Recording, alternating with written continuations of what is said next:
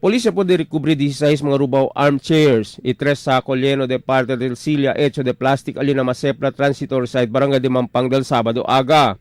Mga alas 10 del Sabado aga. El Camp Manager del Masepla 2 Transitory Site alina Mampang, si Abner Mundok, yala mapara Aquina Police Station 6 na Tetuan, iya reporta kaya mira sila con el magasilya, escondido na manglehan alina Masepla.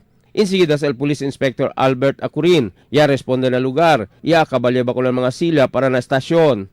Así kung Police Superintendent Nonito Asdai, el jefe del Police Station 6 alina Tetuan, el mga sila posible saka el mga ladron alina Eskwela del Mariki Annex, Masepla Transitory, pero tabiripika pa sila. Yalibat namin sila para na estasyon con el un menor de edad kung kanya alcanza sila talyal na lugar durante el tiempo tasaka sila con el mga sila pero ay man turnover lang con este para na DSWD. Emil Tuban, Dateline Zamboanga.